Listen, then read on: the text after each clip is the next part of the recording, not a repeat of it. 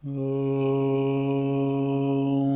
पार्थाय प्रतिबोधितां भगवता नारायणेन स्वयं व्यासेन ग्रथितां पुराणमुनिना मध्ये महाभारतम्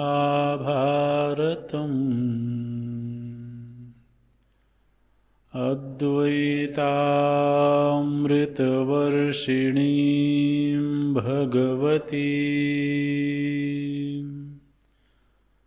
अष्टादशाध्यायिनीम्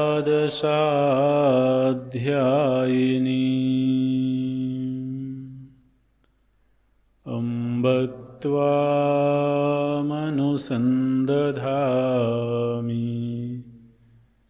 भगवद्गीते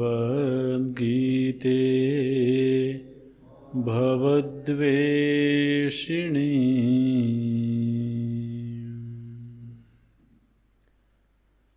नमोऽस्तु ते व्यासविशालबुद्धे फुल्लारविन्दायतपत्रनेत्र येन त्वया भारततैलपूर्णः प्रज्वालितो ज्ञानमयः प्रदीपः प्रपन्नपारिजाताय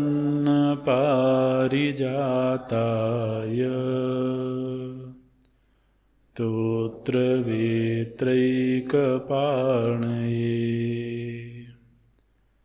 ज्ञानमुद्राय कृष्णाय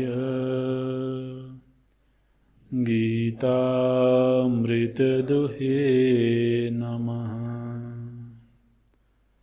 सर्वोपनिषदो गावो दुग्धा गोपालनन्दनः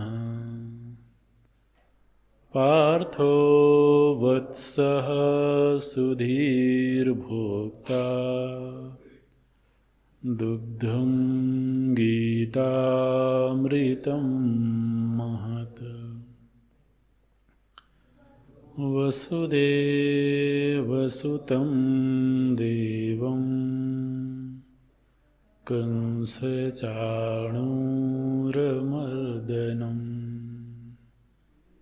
देवकी परमानन्दम् कृष्णं वन्दे जगद्गुरुम्। कृष्णं वन्दे जगद्गुरुम्।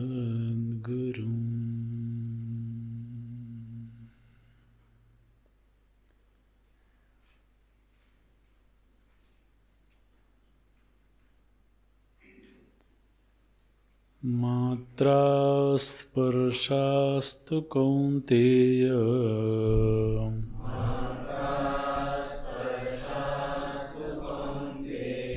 शीतोष्णसुखदुःखदाः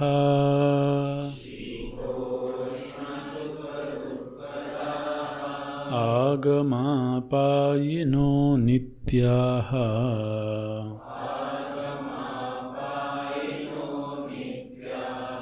तांस्तितिक्षस्व भारत।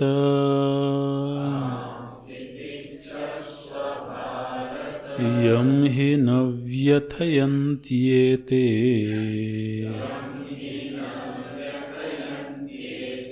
पुरुषं पुरुषर्षभ समदुःखसुखं धीरम् सोऽमृतत्वाय कल्पते। नासतो विद्यते भावः नाभावो विद्यते सतः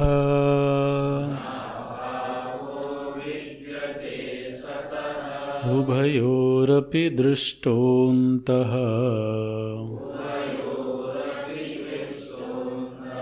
त्वनयोस्तत्त्वदर्शिभिः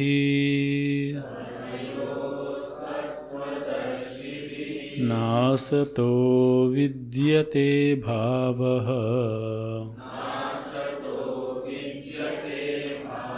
नाभावो विद्यते सतः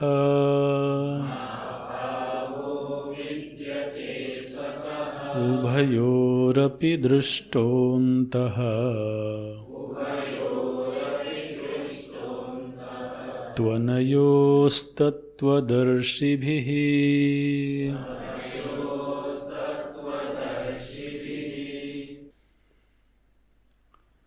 इतः च शोकमोहो अकृत्वा शीतोष्णादिसहनं युक्तं यस्मात् नासतः अविद्यमानस्य शीतोष्णादेः सकारणस्य न विद्यते नास्ति भावो भवनम् अस्तिता न हि शीतोष्णादिसकारणं प्रमाणैः निरूप्यमाणं वस्तु संभवति विकारो हि सः विकारः च व्यभिचरति यथा घटादिसंस्थानं चक्षुषा निरूप्यमाणं मृद्व्यतिरेकेण अनुपलब्धेः असत् तथा सर्वो विकारः कारणव्यतिरेकेण अनुपलब्धेः असन् जन्मप्रध्वंसाभ्यां प्राक् ऊर्ध्वं च अनुपलब्धेः मृदादिकारणस्य तत्कारणस्य च तत्कारणव्यतिरेकेण अनुपलब्धेः असत्त्वं तद् असत्त्वे च सर्वाभावप्रसङ्गः इति चेत् न सर्वत्र बुद्धिद्वयोपलब्धेः सद्बुद्धिः असद्बुद्धिः इति यद्विषया बुद्धिः न व्यभिचरति तत्सत् यद्विषया बुद्धिः व्यभिचरति तद् असत् इति सतसद्विभागे बुद्धितन्त्रे स्थिते सर्वत्र द्वे बुद्धिः सर्वैः उपलभ्येते समानाधिकरणे न नीलोत्पलवत् सन्घटः सन्पटः सन्हस्ति इति एवं सर्वत्र तयोः बुद्धयोः घटादिबुद्धिः व्यभिचरति तथा च दर्शितं न तु सद्बुद्धिः तस्मात् घटादिबुद्धिविषयः असन्न व्यभिचारात् न तु सद्बुद्धिविषयः अव्यभिचारात् घटे विनष्टे घटबुद्धौ व्यभिचरन्त्यां सद्बुद्धिः अपि व्यभिचरति इति चेत् न पटादौ अपि सद्बुद्धिदर्शनात् विशेषणविषया एव सा सद्बुद्धिः सद्बुद्धिवत् घटबुद्धिः अपि घटान्तरे दृश्यते इति चेत् न पटादौ अदर्शनात् सद्बुद्धिरपि नष्टे घटे न दृश्यते इति चेत् न विशेष्याभावात् सद्बुद्धिः विशेषणविषया सति विशेष्याभावे विशेषणानुपपत्तौ किं विषया स्यात् न तु पुनः सद्बुद्धेः विषयाभावात् एकाधिकरणत्वं घटादिविशेष्याभावे न युक्तमिति चेत् न इदम् उदकम् इति मरीच्यादौ अन्यतराभावे अपि सामानाधिकरण्यदर्शनात् तस्मात् देहादेहे द्वन्द्वस्य च सकारणस्य असतो न विद्यते भावः इति तथा सतः च आत्मनः अभावः अविद्यमानता न विद्यते सर्वत्र अव्यभिचारात् इति अवोचाम एवं आत्मानात्मनोः सदसतोः उभयोः अपि दृष्टः उपलब्धः अन्तः निर्णयः सत् सद् एव असत् असत् एव इति तु अनयोः यथोक्तयोः तत्त्वदर्शिभिः। तद् इति सर्वनाम सर्वं च ब्रह्म तस्य नाम तद् इति तद्भावः तत्त्वं ब्रह्मणो याथात्म्यं तद्द्रष्टुं शीलं येषां ते तत्त्वदर्शिनः तैः तत्त्वदर्शिभिः। त्वम् अपि तत्त्वदर्शिनां दृष्टिम् आश्रित्य शोकं मोहं च हित्वा शीतोष्णादीनि नियतानियतरूपाणि द्वन्द्वानि विकारः अयम् असन्न एव मरीचिजलवत् मिथ्या अवभासते इति मनसि निश्चित्य तितिक्षस्व इति अभिप्रायः। और शोक मोह का जो व्यावहारिक हेतु दिखाई देता है वो है बाह्य परिस्थितियों के प्रभाव से चित्त में उत्पन्न होने वाले द्वंद्व। जिस समय हम जगत के साथ व्यवहार करते हैं उस समय ये द्वंद्व की सृष्टि अवश्यंभावी है। चित्त में तो हर घटना का अंततः फलन सुख या दुख के रूप में ही होता है, लेकिन आप देखिए जो बाह्य परिस्थिति है उसकी बड़ी विचित्र कहानी है। किसी समय जो शीत दुख को जन्म देता है, समय बदलने पर वही शीत सुखद हो जाता है।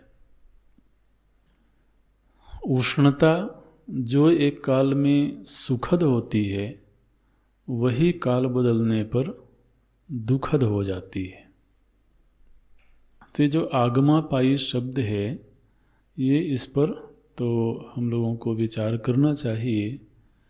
एक ही परिस्थिति, एक ही वातावरण, एक ही स्थान एक समय में सुख रूप मालूम पड़ता है, वही समय के बदलाव से दुख रूप मालूम पड़ता है। और जो दुख रूप मालूम पड़ता है वही कालांतर में सुखद मालूम पड़ता है। और इस तरह से ये जो बाह्य द्वंद्व हैं ये चित्त में विक्षेप पैदा करते हैं। चित्त में एक तरह का तो तूफान आता है।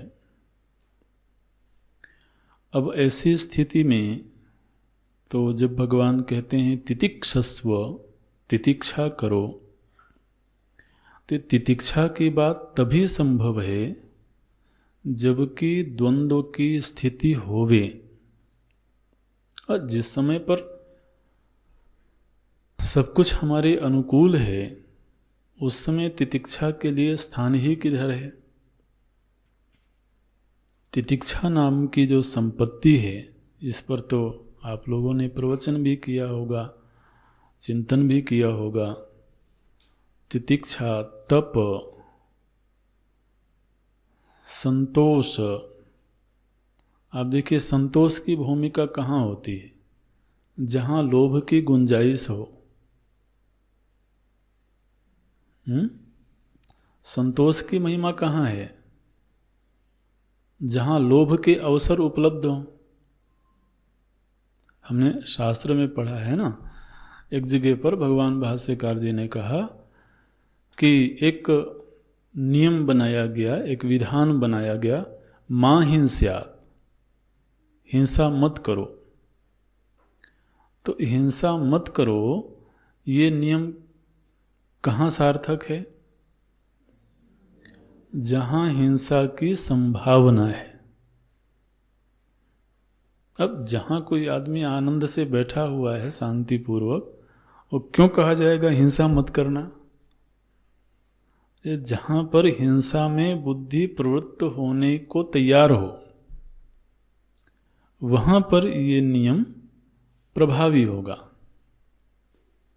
तो इसी तरह से जब भगवान कहते हैं तितिक्षस्व, तितिक्षा करो, तो तितिक्षा नाम की संपत्ति कहाँ सार्थक मालूम पड़ेगी?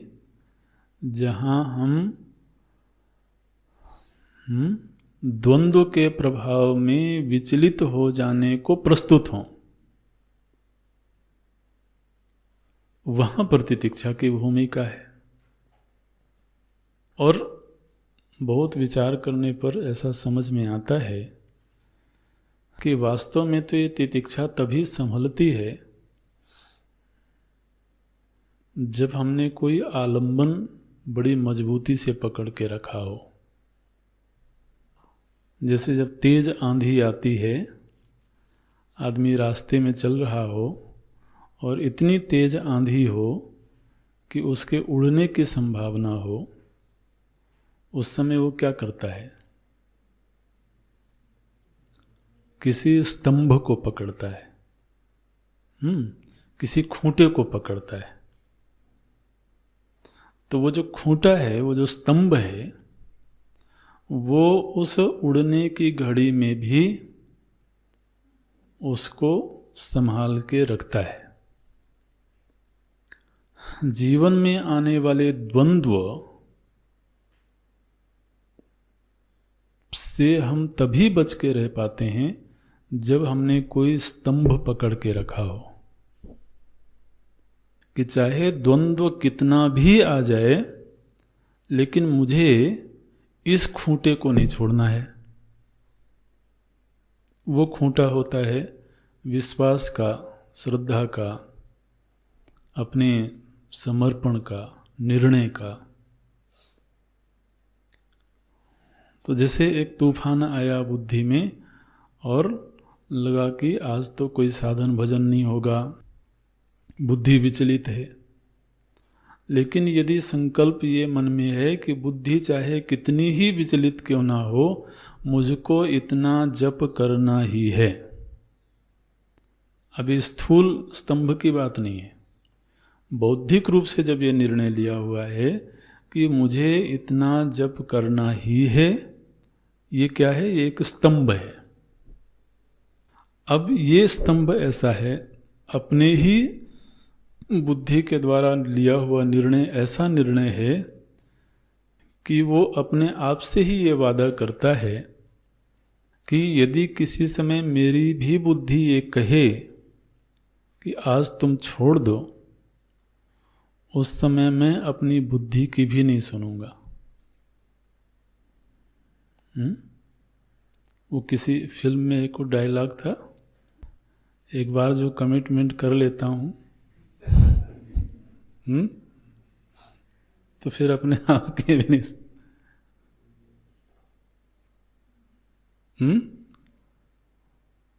आप जरा सोचिए, तो हमने एक कमिटमेंट किया कि मुझे इस स्तंभ को पकड़ के रखना है, तो कभी इतना भी तूफान आ सकता है जहां पर अपनी भी बुद्धि कहे कि छोड़ दो। उस समय पर क्या बोलेगा? मैं अपने आप की भी नहीं सुनूंगा। तब जाकर के ये जो तितिक्षा है, ये सधती है, ये संभलती है। अगर आदमी बुद्धि के अनुसार चलने लगे महाराज, इसमें तो हर दिन कोई ना कोई तूफान आता है। मन के सहारे ही यदि चलना हो तो हर दिन ही हलचल मचती है। लेकिन धीर तो वो है कि ये धीर शब्द जो है ना, ये बड़ा गहरा है। इसी को गीता जी में आगे हम पढ़ेंगे। एक संपत्ति आती है स्थैर्यम, स्थैर्यम नाम की एक संपत्ति है, वो भी इस अर्थ को अभिव्यक्त करती है। अपने ही द्वारा लिया हुआ कोई ऐसा निर्णय है, बहुत सोच समझ करके निर्णय लिया, लेकिन वो ऐसा निर्णय है कि उस निर्णय की खिलाफत यदि स्वयं मेरा भी विवेक करे तो तो उस समय मुझे अपने विवेक का समर्थन भी नहीं करना है, वो स्थैर्यम है।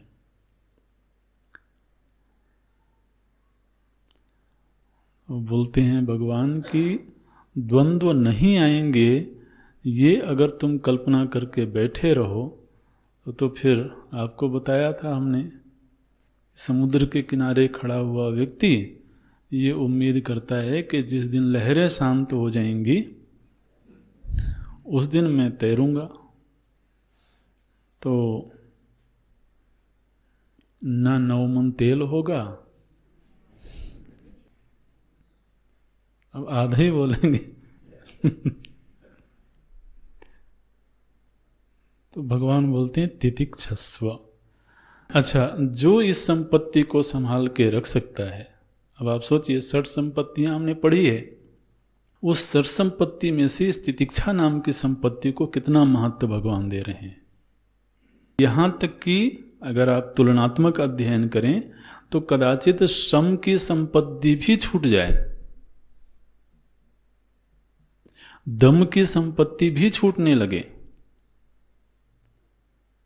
उस समय भी अगर ये तितिक्षा है तो कभी ना कभी फिर से वो श्रम लौट के आ जाएगा, फिर से वो दम लौट के आ जाएगा। और इस तितिक्षा नाम की संपत्ति का पोषण करती है श्रद्धा। जिस निर्णय के प्रति हम प्रतिबद्ध हैं, भगवान बोलते हैं कि अर्जुन जो तितिक्षा करने में समर्थ है वास्तव में सह एव अमृतत्वाय कल्पते समर्थो भवति। आप इसको बिल्कुल वेदांत से जोड़ करके रखना। अमृत तत्व के लिए समर्थ कौन होता है भगवान से पूछा जाए, मानो कि भगवान अधिकारी प्रकरण का निरूपण कर रहे हैं। तत्व चिंतन हुआ है, आगे भी तत्व चिंतन होगा। तो भगवान अधिकारी प्रकरण का निरूपण कर रहे हों तो उनसे पूछा जाए कि भगवान तत्व चिंतन के लिए आप किसको अधिकारी मानते हैं। भगवान ने केवल एक संपत्ति का नाम लिया, तितिक्षस्व। और जो इसमें समर्थ है, यम पुरुषम एते न व्यथयन्ति स एव अमृतत्वाय कल्पते। और नहीं तो महाराज ये तितिक्षा संपत्ति ना हो तो अमृत तत्व की क्या बात करना, तो बड़ा मुश्किल हो जाता है। आपको क्या बताएं, ये तितिक्षा की संपदा हो तो घटी हुई श्रद्धा बढ़ जाती है। घटा हुआ शम दम समाधान यदि छूट जाए, कालांतर में समाधान बढ़ जाता है। भगवान बोलते हैं स एव अमृतत्वाय कल्पते। अच्छा, अब मानो कि भगवान से पूछा जाए कि भगवान ये तितिक्षु जिस अमृत तत्व के लिए समर्थ होता है वो अमृत तत्व है क्या? आपने क्या कहा? सह धीरः अमृतत्वाय कल्पते। अमृत तत्व के लिए वह समर्थ होता है। भगवान ये अमृत तत्व किसको बोलते हैं? ये अगर पूछा जाए तो अगला जो श्लोक है वो इसी प्रश्न का उत्तर है। मैंने श्लोक की संगति भी लगनी चाहिए ना, नहीं तो अभी तो तितिक्षा की बात हो रही थी, अभी द्वंद्व की बात हो रही थी, और एकदम से तत्वोपदेश कैसे शुरू हो गया? दूसरा, भगवान भाष्यकार जो संगति लगाते हैं अगले श्लोक का, वो ये संगति लगाते हैं कि शीत और उष्ण को सहन करने के लिए व्यावहारिक रूप से तो वो अपनी सामर्थ्य बढ़ाता भी है, लेकिन उसको एक ऐसा बोध प्राप्त हो जाता है, एक ऐसी दृष्टि प्राप्त हो जाती है जिस दृष्टि को प्राप्त करके भी वह तितिक्षा को बढ़ा लेता है। वो दृष्टि क्या है? तो बोलते हैं, कल इसका अनुवाद किया था हमने, अब ये जो श्लोक है ना, आप समझिए कि ये बड़ा ही महत्वपूर्ण श्लोक है। और आप कह सकते हैं कि ये जो इस श्लोक की प्रथम पंक्ति है वो भगवत गीता का महावाक्य है। ऐसे भगवान दो श्रेणी बनाते हैं, इसको ढंग से समझने की कोशिश करना। इस पर एक गंभीर भाष्य भी है, हालांकि उसमें बहुत सत्वगुण और बहुत माने समझ की शक्ति चाहिए, फिर भी कोशिश करेंगे समझने की, और बड़े धैर्य से समझना। भगवान बोलते हैं कि अर्जुन, दुनिया में केवल दो श्रेणी बनानी चाहिए। अस्तित्व के संदर्भ में केवल दो श्रेणी है, एक है सत और एक है असत। यानी समूची जगत को और जगत के बाहर भी यदि कुछ है तो वह भी, उन सभी को इन दो श्रेणियों में ही रखना पड़ेगा, क्योंकि भगवान किसी तीसरी श्रेणी के विषय में विचार नहीं करते हैं। बोले कि अर्जुन केवल दो श्रेणी है, एक है सत, दूसरा असत। ठीक है, ये तो संज्ञा हो गई, नाम हो गया। पहचान क्या है? बोले जो सत होता है उसका कभी भी अभाव नहीं होता। अब जितनी भी जागतिक वस्तुएं हैं ना, उनको इन श्रेणियों में रख रख करके हमको तो कसना होगा, कसौटी में कसना होगा, और वहाँ बड़ी मुश्किल गुजरती है। भगवान बोले कि अर्जुन, एक है सत जिसका कभी भी अभाव नहीं होता है, सतः अभावः न विद्यते। दूसरी श्रेणी है असत की। असत वो है जिसका कभी भी भाव नहीं होता है। अच्छा, अब आप ये बताओ कि आप अपने शरीर को किस श्रेणी में रखोगे?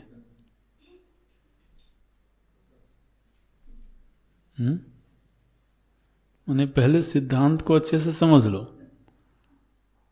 सत उसी को कहा जाएगा जिसका कभी भी अभाव न होवे, और असत उसको कहा जाएगा जिसका कभी, कभी माने अभी भी, भाव न होवे।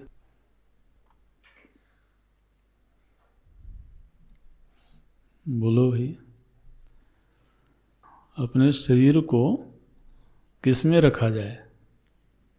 अब बाहर की वस्तुओं पर कब तक चिंतन करते रहेंगे? वो तो बेचारी कुछ बोलती नहीं, घट कुछ नहीं बोलता, इसलिए घट को पकड़ लेते। लहर कुछ नहीं बोलती, मृग मरीचिका कुछ नहीं बोलती, सर्प कुछ नहीं बोलता है, इसलिए रज्जु कुछ नहीं बोलती। तो हमारे वो बड़े सॉफ्ट टारगेट हैं। अच्छा, अपने शरीर से ही विचार शुरू करते हैं। तो इस शरीर को सत की श्रेणी में रखें क्या?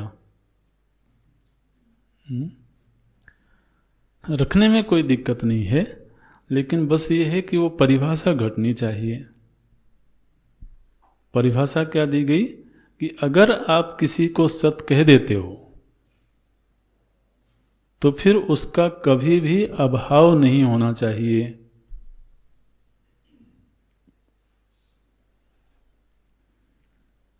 अब ये तो बड़ा मुश्किल है कि शरीर का अभाव तो जन्म से पहले था और मृत्यु के बाद भी हो जाएगा, तो सत की श्रेणी में कैसे रखें? अच्छा चलिए, सत की श्रेणी में तो रखना मुश्किल हो रहा है, तो असत की श्रेणी में रख देते हैं।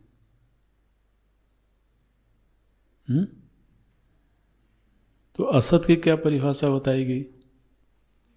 यस्य भावः न विद्यते, जिसका कभी भाव नहीं होता है।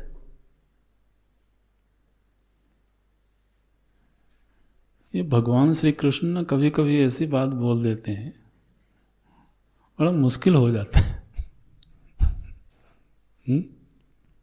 अब ये तो यह है कि स्किप करके आगे बढ़ जाए कि ठीक कुछ बोला होगा उन्होंने, लेकिन यदि उनके वक्तव्य को समझने की कोशिश की जाए और जीवन से जोड़ करके देखने की कोशिश की जाए तो कभी कभी बड़ा मुश्किल हो जाता है जी। बोलते हैं अर्जुन, जो असत की श्रेणी में है उसका कभी भाव नहीं हो सकता है। तो अभी ये शरीर भाव रूप मालूम पड़ रहा है कि अभाव रूप मालूम पड़ रहा है? बोले महाराज ये तो बड़ा ठोस मालूम पड़ता है। रोज सुबह शाम नहलाता हूँ, खिलाता हूँ, पता नहीं सारी 100-150 पूजा तो इसी की करता हूँ। भगवान बेचारे कभी बैठे रह जाते हैं कभी लेकिन ये तो अच्छा, तीसरी श्रेणी भगवान ने बताई नहीं और कहीं नहीं बताई। तो अब क्या किया जाए? भगवान भाष्यकार तो चूंकि ये पारमार्थिक सत्य यही है, लेकिन कई बार जगत की व्याख्या करना इस सिद्धांत अनुसार थोड़ा मुश्किल हो जाता है। तो भगवान भाष्यकार के द्वारा एक श्रेणी बनाई गई मिथ्या। हालांकि सभी दर्शनों ने उसको समर्थन नहीं दिया, लेकिन भगवान भाष्यकार के द्वारा एक श्रेणी बनाई गई और वो विचार करने पर बहुत समीचीन लगती है। अन्यथा जगत की व्याख्या करना मुश्किल हो जाता है। अब ये एक कसौटी है, एक पंक्ति है महाराज, एक पंक्ति ऐसी हो गई कि बुद्धि निरालंब हो गई। बुद्धि के पास अब कोई आलंबन ही नहीं बचा। ये जगत की कैसे व्याख्या करें? सत की कोटि में जगत को रख नहीं पा रहे हैं, असत की कोटि में रखना मुश्किल हो रहा है। अब बुद्धि के पास कोई आलंबन बचता नहीं है। तो फिर भगवान भाष्यकार कृपा पूर्वक एक श्रेणी बनाते हैं मिथ्या की। मिथ्या की परिभाषा क्या है? अविद्यमानत्वे सति भासमानत्वम। हालांकि ये जो परिभाषा है ना, अगर आप इस परिभाषा पर ढंग से विचार करेंगे तो इसी वाक्य की सिद्धि होगी। वो तो यह है कि बस दिल बहलाने के लिए थोड़ा सा भगवान एक शब्द और दे देते हैं ताकि एकदम से परेशान न हो जाए साधक, थोड़ा उसको संतोष होता रहे, उसको लगता रहे कि नहीं नहीं कुछ तो है ही है। अपने अनुभव के साथ लड़ना कई बार बड़ा मुश्किल होता है। तो ये कहा गया कि अच्छा एक चीज है नहीं लेकिन भासती है, तो एक चीज भास रही है इसलिए उसको तीसरी श्रेणी दे देते हैं कि ये मिथ्या है। लेकिन आप उस परिभाषा पर ही अगर अडिग रहें तो वहां ये कह दिया गया कि वो विद्यमान नहीं है। विद्यमान नहीं है माने वो है असत की कोटि में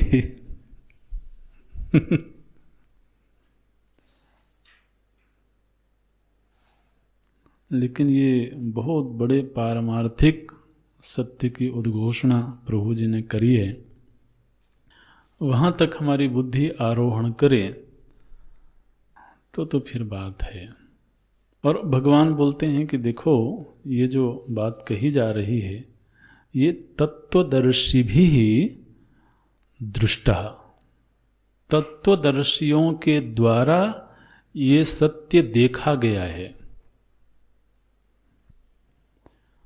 भगवान स्वयं भगवान हैं, उनको और किसी प्रमाण देने की आवश्यकता नहीं है, लेकिन वो देते हैं। बोलते हैं जिन्होंने तत्व दर्शन किया है, जो यथार्थदर्शी हैं, जिन्होंने सत्य का दर्शन किया है, उन्होंने इस सत्य को देखा है जो सत्य मैंने अभी बताया है। तत्वदर्शी भी तत्वदर्शियों के द्वारा दृष्टः, किम दृष्टः, बोले अंतः दृष्टः। अंतः, अंतः माने निर्णय। तत्वदर्शियों के द्वारा ये निर्णय देखा गया है, किसके संबंध में, बोले सत और असत के संदर्भ में। अनयोः उभयोः, सत और असत के संदर्भ में तत्वदर्शियों के द्वारा ये निर्णय देखा गया है। अंतः, ये अंतः शब्द बड़ा सार्थक है। वेदांत शब्द भी इसी से बना है। ये वेदांत शब्द बोलते हैं ना, वेदानाम अंतः निर्णय इत्यर्थ। जो वेदों का निर्णय है उसको वेदांत बोलते हैं। वेद अंत, अंत माने अंतिम भाग नहीं, अंतिम निर्णय, अंतिम बात। जैसे हम किसी के साथ वार्तालाप कर रहे हो, 1 घंटे तक चर्चा हुई और फिर जब चलने को हुआ तो हम क्या बोलते हैं, देखो मैं तो ये कहने आया था, ये मेरी अंतिम बात है।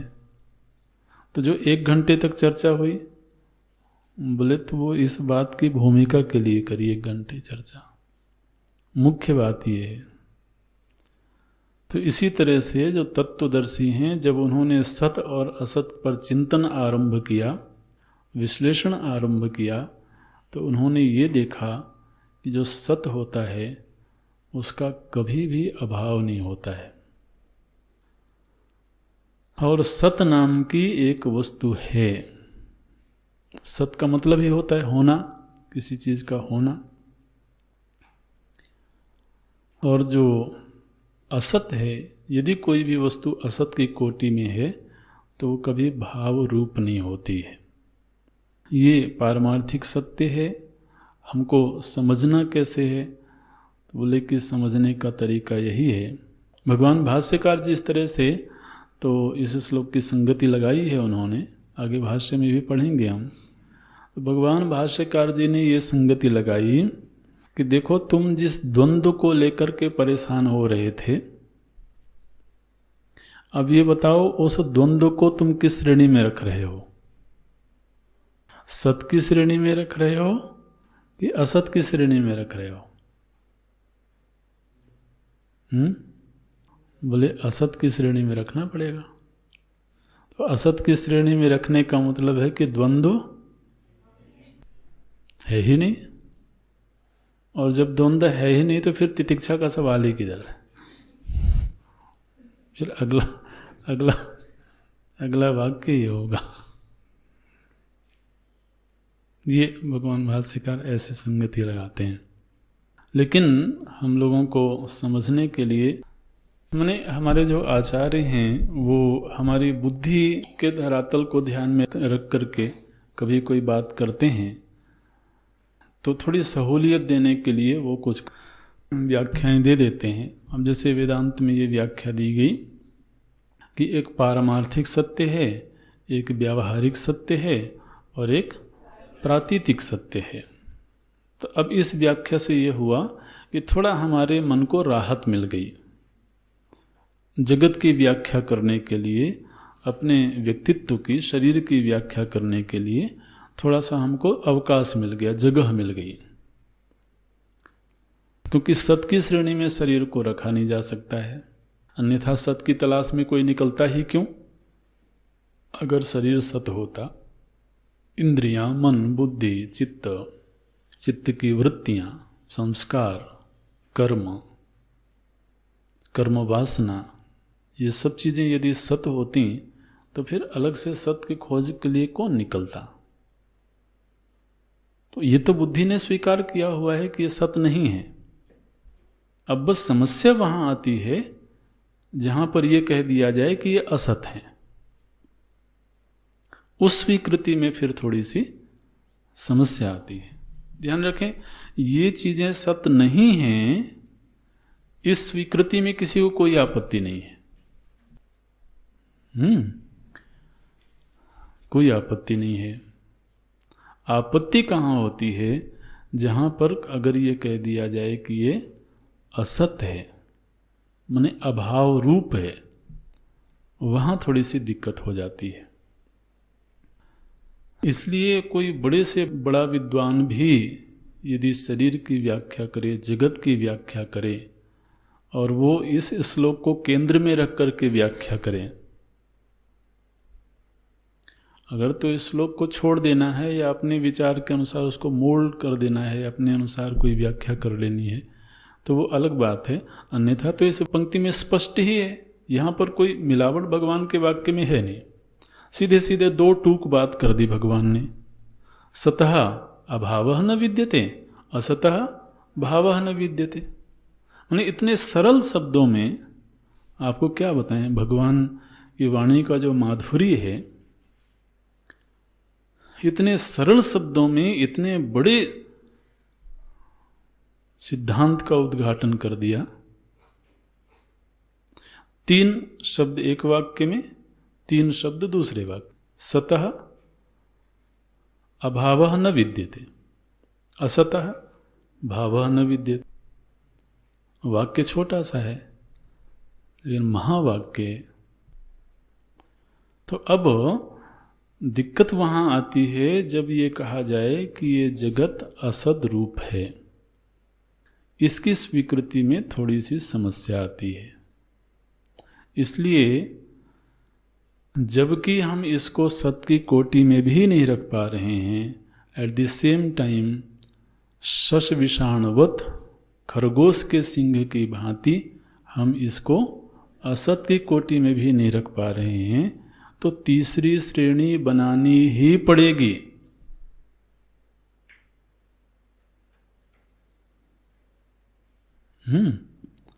तीसरी श्रेणी अवश्य में बनानी पड़ेगी, वो है मिथ्या। तो वेदांत जब कहता है कि जगत मिथ्या है, तो वो कोई ख्याल नहीं है, एक विचार से लिया हुआ निर्णय है। अच्छा, अगर आप कहो कि नहीं जी हम जगत को मिथ्या नहीं मानते हैं, चलो नहीं मानते कोई बात नहीं, लेकिन फिर आप बताओ कि आप क्या मानते हो।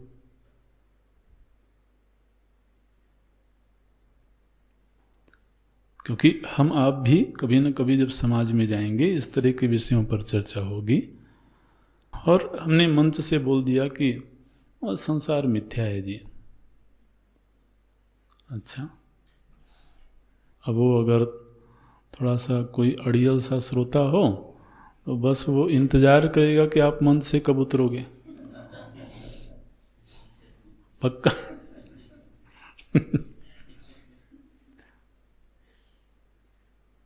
और या तो फिर वो सोच लेगा बाबा लोग हैं, कुछ बोलते रहते हैं, छोड़ो। अच्छा, तो आप अगर इसको मिथ्या नहीं कहना चाहते हो तो हे महानुभाव, आप खुद ही बताओ कि फिर आप इस जगत को क्या कहो। अगर तो आप विचारशील हो, आप विचार करने में रुचि रखते हो, फिर आप खुद ही बताओ। तो फिर आप ये कहना चाहोगे कि सत्य है। अब कहने में कोई दिक्कत नहीं है, लेकिन फिर सत्य की कसौटी पर इसको कसना पड़ेगा।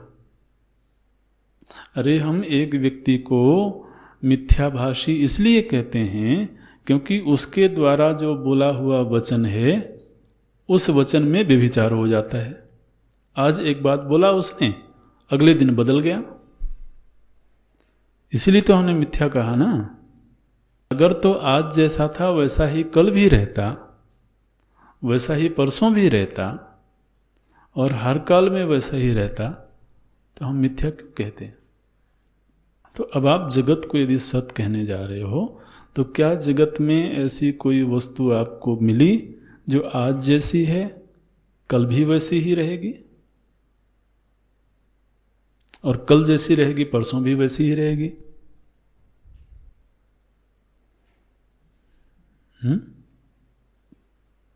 ये तो कहना मुश्किल है। तो अब यदि यहां बदलाव हमको दिख रहा है, स्वभावा स्वभविष्यति नवा, कल वैसे का वैसा रहेगा कि नहीं रहेगा। अश्वत्थमेनं सुविरूढ़मूलम, अश्वत्थ, अश्वत्थ शब्द जो है ये, इस पर आप विचार करना।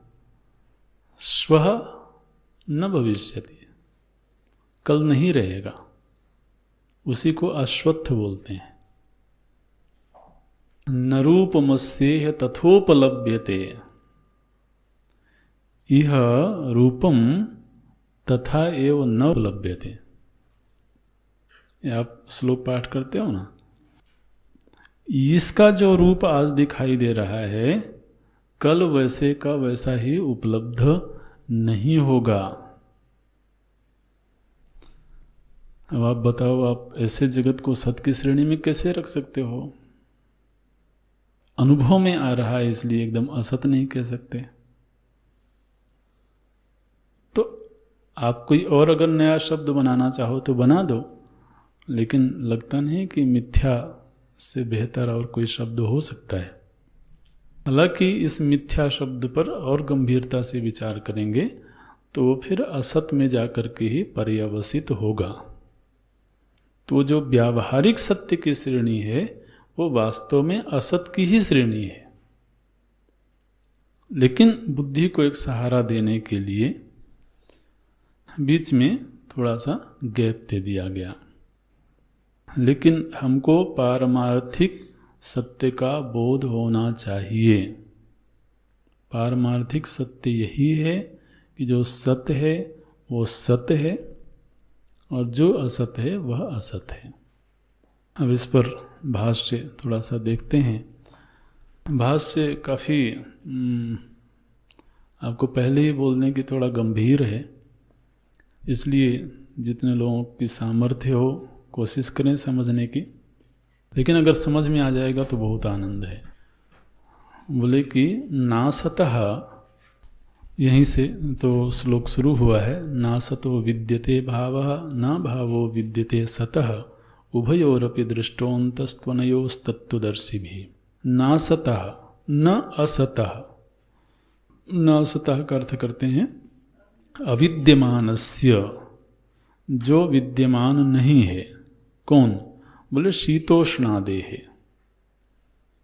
भगवान भाष्यकार शीतोष्णादि पूर्व के श्लोक से ही जोड़ करके रखते हैं, तो बोले कि जो शीत उष्ण आदि हैं ये विद्यमान ही नहीं हैं। अभी वाक्य ही यहाँ से आरंभ हुआ। बोले महाराज मुझे तो बड़ी सर्दी लग रही है, मुझे तो बड़ी गर्मी लग रही है। तो बोले अच्छा, अब इसको ध्यान में रखना, विचार में बड़ी सूक्ष्मता रहती है। कोई अगर ये कहे कि शीत और उष्ण नहीं है लेकिन शरीर है, तो ये वक्तव्य गलत होगा।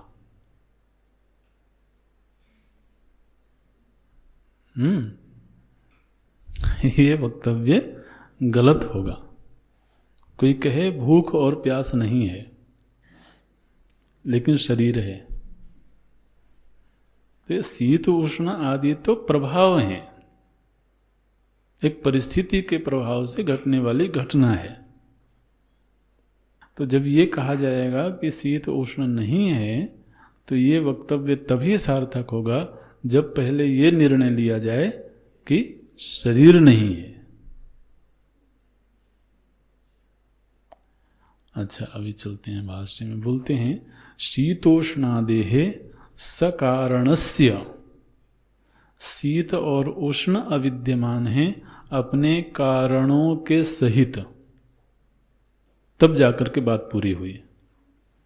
बोले शीत और उष्ण अविद्यमान हैं, लेकिन शीत और उष्ण की अविद्यमानता तब सिद्ध होगी जब उसके कारण का अभाव भी सिद्ध किया जाए। शीतोष्णादेः सकारणस्य न विद्यते नास्ति भावः। शीत और उष्ण का उसके कारणों के सहित भाव नहीं है, भाव का अर्थ करते हैं भवनम अस्तिता। भाव का अर्थ है अस्तिपना, होनापना। बोले कि नहीं शीतोष्णा सकारणम प्रमाणैः निरूप्यमाणम वस्तु संभवति। अच्छा, बोले कि जब कोई कह रहा हो कि मुझे बड़ी सर्दी लग रही है, अब जो कोई चिंतन करने वाला है, कोई दार्शनिक है, वो कहेगा अच्छा जरा इसको सिद्ध करो, शीत है इस बात को सिद्ध करो जरा। अब जब वो प्रमाणों के सहारे उसको सिद्ध करने चला, क्योंकि वस्तु सिद्धि प्रमाण है ना, किसी भी वस्तु की सिद्धि प्रमाणों के द्वारा होती है, तो चलो सिद्ध करो प्रमाण से कि शीत है। बोले प्रमाणैः निरूप्यमाणम, प्रमाणों से जब इसकी सिद्धि करने के लिए चले तो क्या मिला? नहीं शीतोष्णादि वस्तु संभवती। प्रमाणों से निरूपण करने पर महाराज ये शीत उष्ण आदि का अस्तित्व खंडित हो जाता है। बोले अनुभव तो हो रहा है। तो कहेंगे अगर तुम अनुभव को ही प्रमाण मानते हो तब तो कोई बात नहीं है, तब तो ठीक ही है।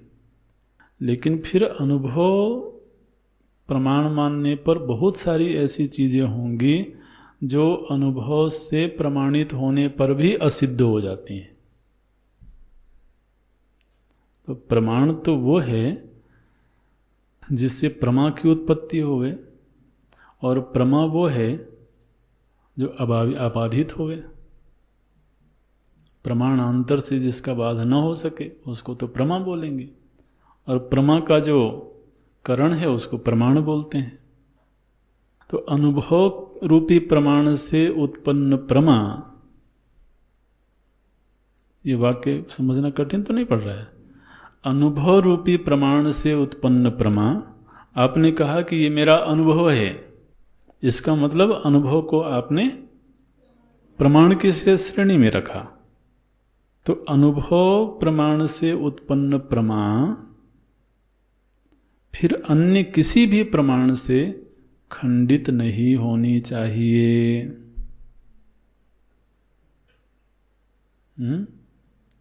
यदि तो वह प्रमा किसी भी प्रमाणांतर से खंडित हो गई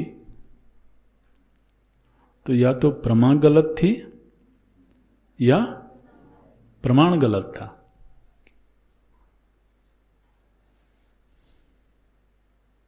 आप ऐसी आश्चर्यजनक निगाहों से क्यों देख रहे हो? हम कोई बहुत रहस्यमयी बात बता रहे हैं। तो भाई सरल सी बात, न जाने कितनी बार इन शब्दों को पढ़ा है, फिर आप ऐसे देख करके डराते हो।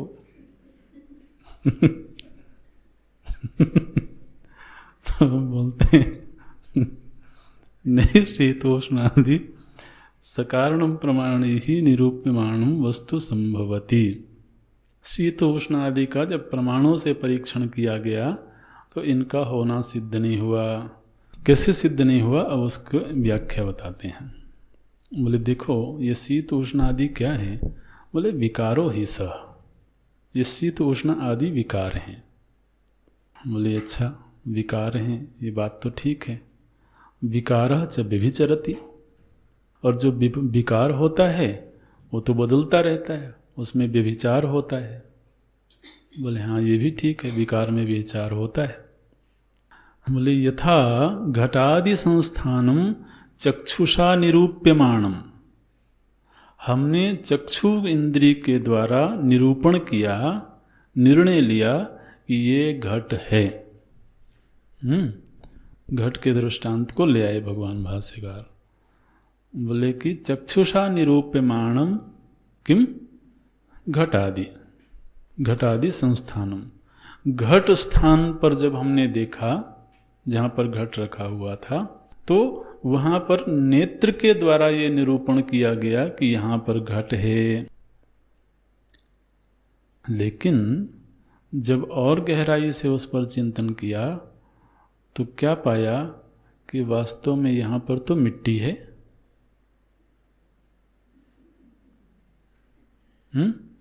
तो मृद व्यतिरेकेण अनुपलब्धे, नेत्र से निरूपण किया गया कि घट है। अभी देखना विचारों में कैसे तो वो सूक्ष्मता में प्रवेश करते हैं। नेत्र से क्या, नेत्र ने क्या कहा कि ये घट है, लेकिन जब हमने उस पर विचार किया तो विचार ने क्या निर्णय दिया कि ये मिट्टी है। तो चक्षु के द्वारा निरूपित घट भी असत हो गया, क्योंकि वहां पर घट नाम की कोई वस्तु मिट्टी से भिन्न थी ही नहीं। तो चक्षु के द्वारा निरूपण किया गया कि ये घट है, विचार प्रमाण से निरूपण किया कि ये मिट्टी है।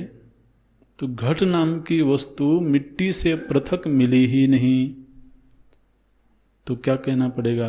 बोलते हैं मृद व्यतिरेकेण अनुपलब्धे है।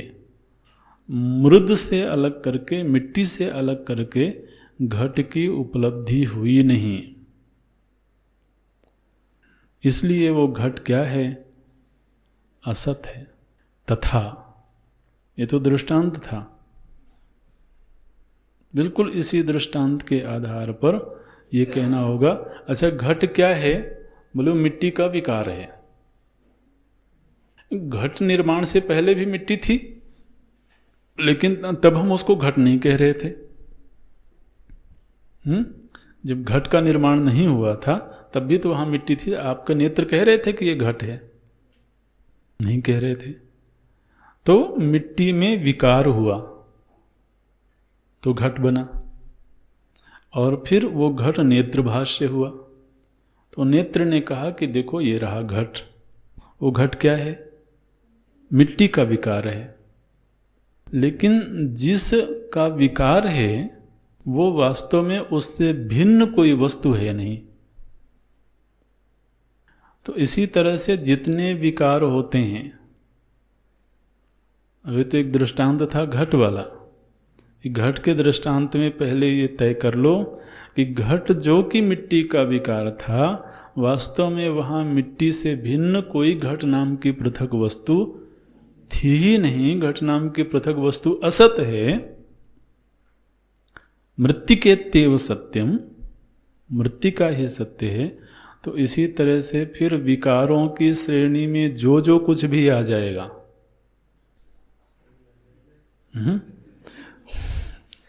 तथा सर्वो विकारः, इसी तरह से जितने भी विकार हैं, सर्वो विकारः कारण व्यतिरेकेण अनुपलब्धेः, जितने भी विकार हैं जिनको आप विकार की श्रेणी में रख सकते हो, वो सारे के सारे विकार अपने कारण से भिन्न नहीं होने के कारण वास्तव में वो विकार सब क्या कहलाएंगे? असत। ये जो शरीर है ये पंच महाभूतों का विकार है। पंच महाभूतों के बिना इस शरीर की उपलब्धि हो सकती है क्या? तो शरीर विकार की श्रेणी में आया, और विकार के विषय में क्या निर्णय लिया गया? असत। देखिए, एक बात तो मोटा मोटा समझ के रखना चाहिए, कोई भी सिद्धांत हमारे अनुभव के धरातल पर घटे वो एक अलग स्थिति है, लेकिन वैचारिक निर्णय पर हमको हमेशा ही निष्पक्ष रहना है। उसमें फिर अनुभव को जबरदस्ती भीतर डालने की कोशिश नहीं करनी है, नहीं विचारों में दोष आ जाएगा। तो यदि एक बार ये निर्णय लिया गया कि घट एक विकार है, जो विकार नेत्रभाष्य था, लेकिन वास्तव में वह अपने कारण से पृथक घट नाम की कोई वस्तु थी ही नहीं, तो नेत्रभाष्य होने के बावजूद घट वास्तव में असत है। तो इसी तरह से अब विकारों की श्रेणी में आप जिस जिस को रखोगे, आप हर जगह परीक्षण करो कि इसको हमने विकार कहा, ये विकार अपने कारण से पृथक कोई वस्तु है क्या? हर जगह पर यही निर्णय मिलेगा कि अपने कारण से पृथक विकार नाम की कोई वस्तु नहीं है। इसलिए जिसको विकार कहा जाएगा उसको असत की कोटि में ही रखना पड़ेगा। अब ये शीत और उष्ण आदि ये विकार हैं या कारण हैं?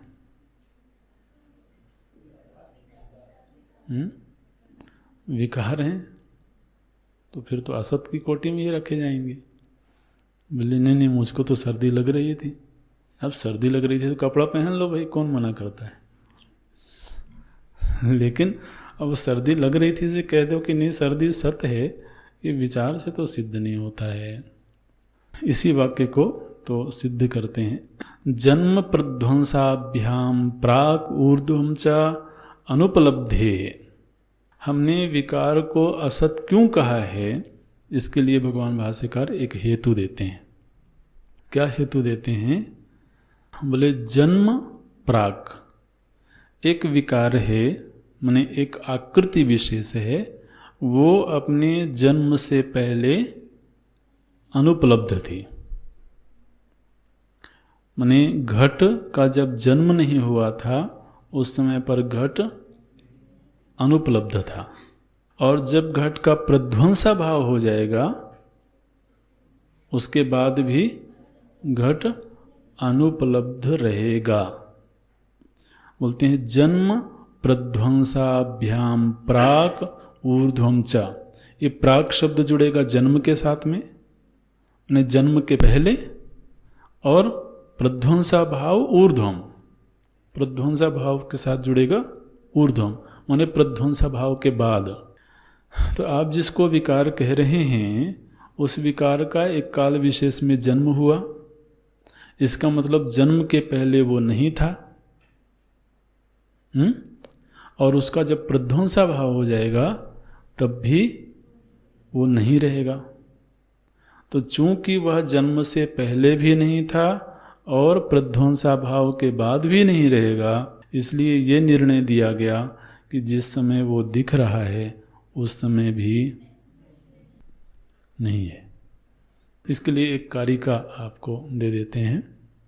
मांडूक्य उपनिषद में एक कारिका आई, बोले आदावंते च यन्नास्ति वर्तमाने भी तत्तथा।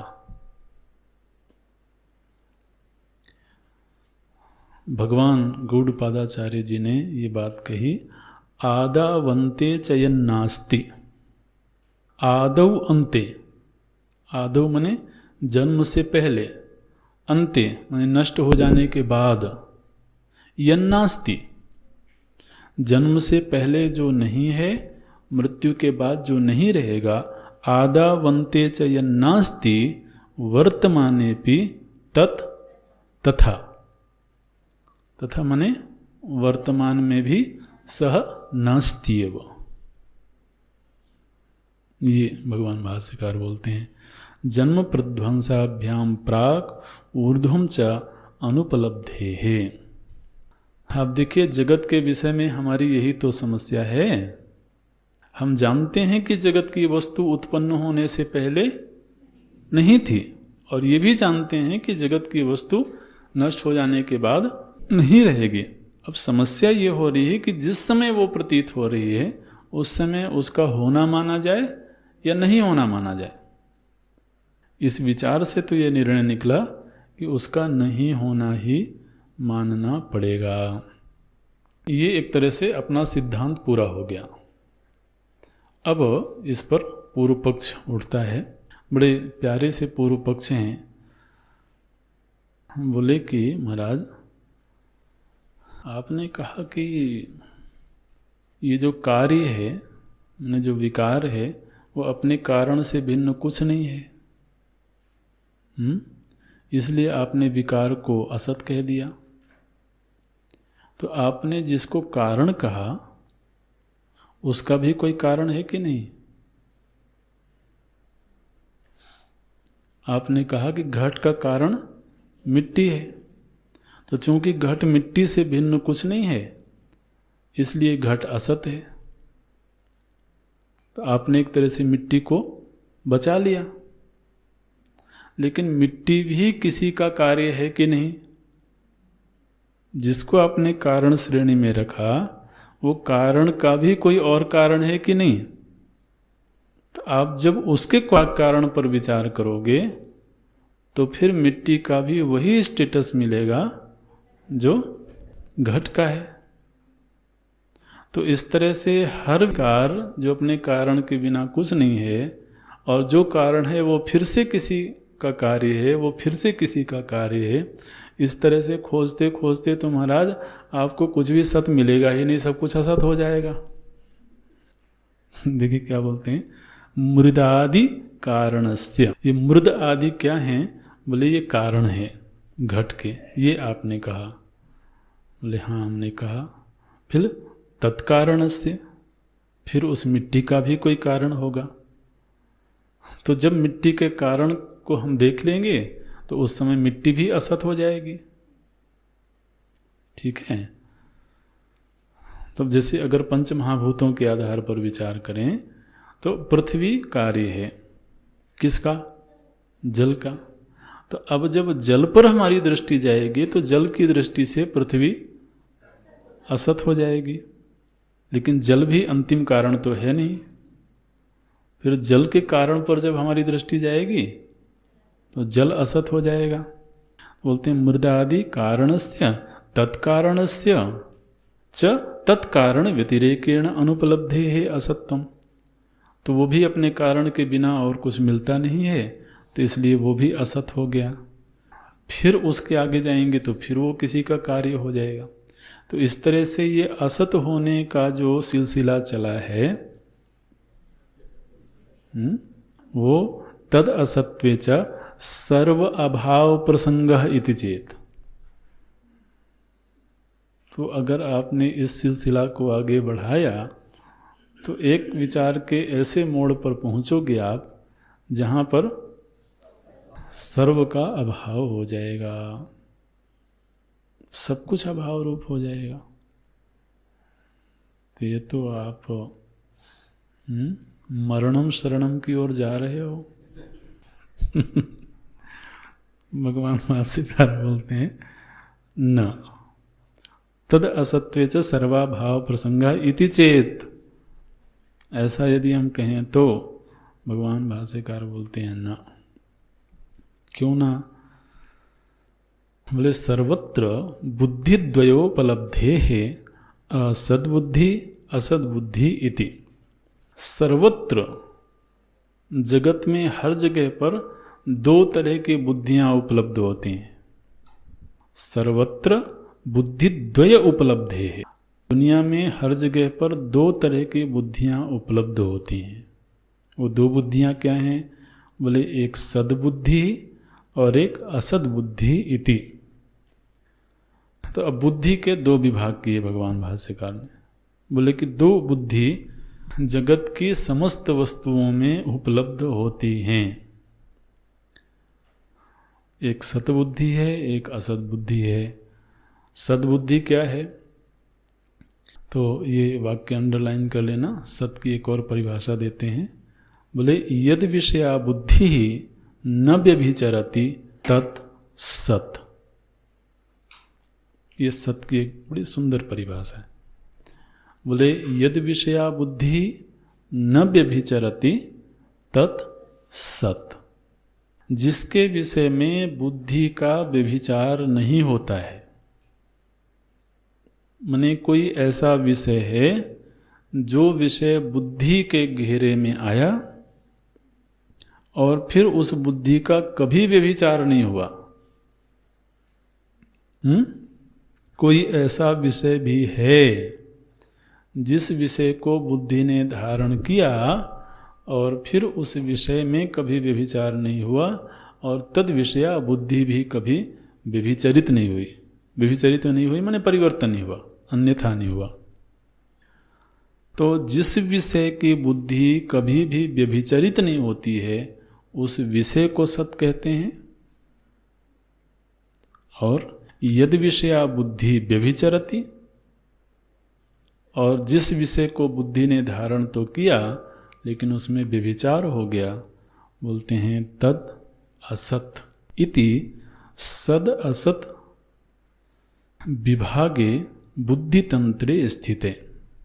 इसलिए बुद्धि के तंत्र में दो विभाग दिखाई देते हैं, एक सत का विभाग है, एक असत का विभाग है।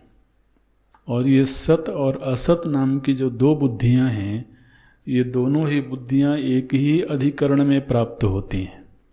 अब ये सब पारिभाषिक शब्द हैं, अभी तो भाष्य की पंक्ति पढ़ते हैं, थोड़ा इसका सरलीकरण भी करेंगे। बोलते हैं सर्वत्र द्वे बुद्धि सर्वैहि उपलभ्येते समानाधिकरणे। दुनिया में सभी लोगों के द्वारा सभी अधिकरणों में एक ही अधिकरण में दो तरह की बुद्धियां उपलब्ध होती हैं। एक ही अधिकरण में समानाधिकरण, समानाधिकरण मतलब समान अधिकरण, अधिकरण एक ही है, लेकिन एक ही अधिकरण में दो तरह की बुद्धियां सभी को उपलब्ध होती।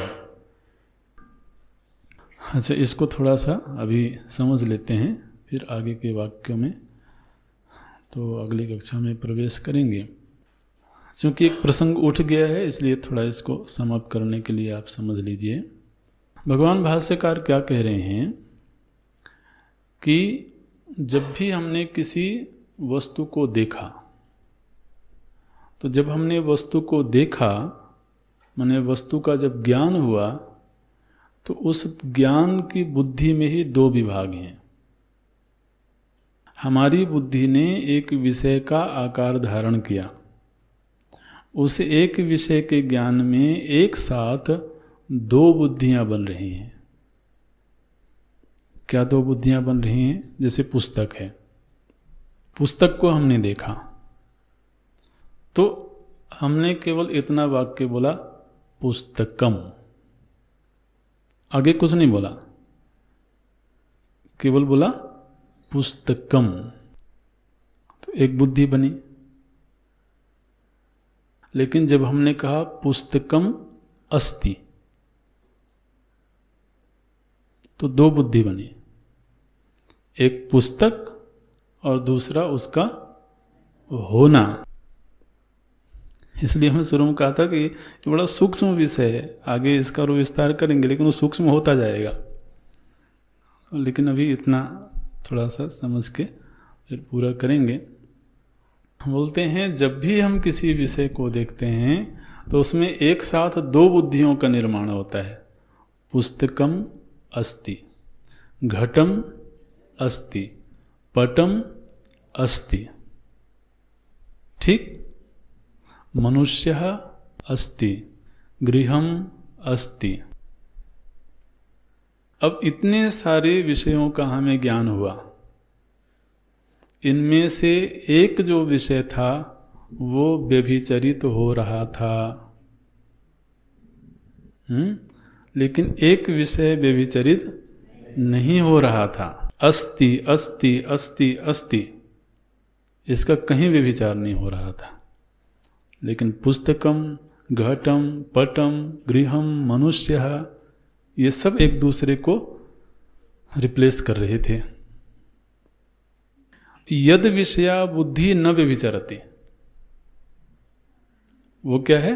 अस्ति, अस्ति विषया बुद्धि न व्यभिचरति।